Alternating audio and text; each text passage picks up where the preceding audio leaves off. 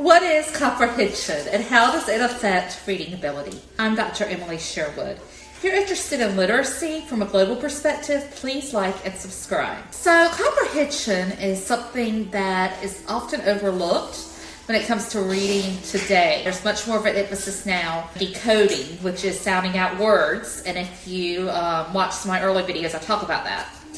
But comprehension is understanding of what you read. And many times children will be able to decode. That means they're able to sound out words, but they're not able to understand. And so in comprehension, you are not reading if you don't understand what you read. This should be a logical thing. Reading out loud beautifully does no good unless you actually understand what you're reading. And many children, especially English language learners and children with disabilities, or just children who have had not enough exposure to text, some of those more vulnerable children that I talk about a lot, poor children especially, who may not have had a lot of exposure to text, have not read a lot, often have comprehension problems. And comprehension strategies are what helps students to understand how to read. So those include things like visualization. That's the easiest one. So visualization is where children just in their heads, they visualize about what they're reading and make pictures in their brain. That's the easiest strategy. And then there's others like note-taking, like rereading, like fixing what you read, taking what you read and doing some more research. That's a strategy. So there are inferences. That means making sense of something that's not stated directly. There are all these different strategies. Now, strategies have gotten kind of a bad name in the last few years, and in the United States, that's largely because of media coverage. One particular strategy called cooing. And so cooing is where the child is reading a word and doesn't understand the word, or is it able to sound the word out either. And the child uses pictures to help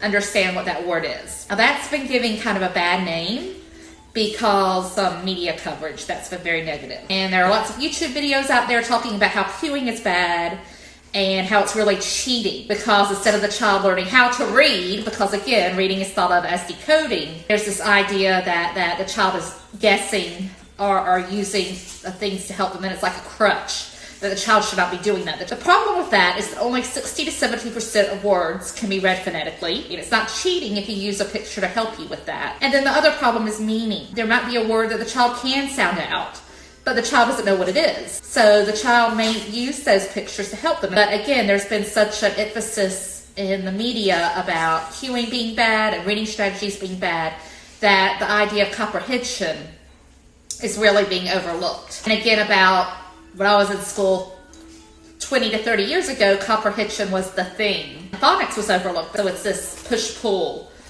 in reading. Again, what we might call the reading wars. But children need strategies because, again, not every word is decodable. And even if it was, it doesn't help you to learn what the word means and to understand the text if you don't have picture support. And that's just one example of a strategy, cueing. There are many others. But the best story I have about this is when I was in China, there was a child who was a very good phonetic reader, and we were reading a story, and the story was talking about Helen Keller and how she had a doll. The kid was like, "What's a doll?" And there was a picture of a doll, and he recognized, "Oh, that's a doll." He knew that the word was sounding like doll, but he did not know what the word meant, so he had to use the picture to help him. And that's not a bad thing if pictures can help you. But again, there are many reading strategies. Cueing is just one of them. So strategies do help students learn. That's just how it is. Another thing that aids comprehension is if students read something that's on their level. Now, there's been a lot of controversy about levels, reading levels, because of the way that they are designed. So there used to be this idea that reading levels were all over the place. They weren't matching. There's actually been research now that shows that most reading levels do match. There are many different ways to measure reading levels. There's something called Lexile. Your school uses star rating. They use Atos. There's CBM, which is a way to measure a child's reading level. That's an online program. There's all these different ways to map assessment. And all these assessments give a child's reading level. The problem with reading levels is they don't take into account what's called schema. And schema is a student's background knowledge. So there are many students out there who have limited world knowledge. And I'm going to talk about world knowledge in another video because it's really, really important. But the students may not have vocabularies and may not have background knowledge about a certain subject. For example, many of my students who came from non-English speaking homes had a hard time reading about teddy bears because they didn't have any of that vocabulary. So I remember one time a student was reading about teddy bears, and it was what we call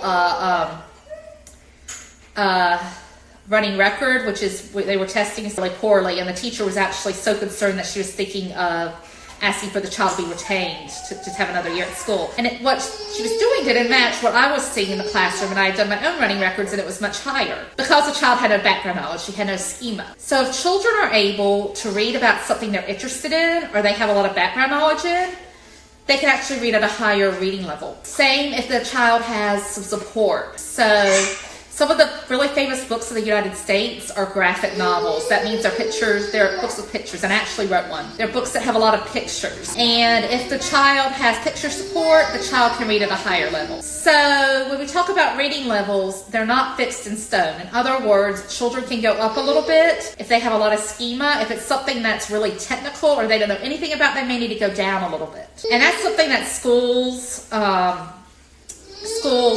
don't understand. And many schools have these very strict rules that a child can only read within their learning level, what we call as DPD, zone of proximal development. For example, if the child's reading level is measured to be a 2.1, that child can only read at a 1.8 to 2.4 maybe. There's a very strict band that child can read in. But actually that child can read a lot higher if it's something the child is interested in and likes. So some of the books that children really like in the United States, like Captain Underpants and Ricky Ricotta, those are books that children can access even if their reading level is lower for the most part, because the vocabulary is very basic. They're series books, so there's something over and over, same characters, about the same plots, and they have a lot of picture support. So when we talk about that, students' reading levels can vary based on what they are reading. So that's what I have for today. Tomorrow I'm going to talk about vocabulary. Vocabulary and comprehension go hand in hand, so I hope you'll join me then. If you're interested in literacy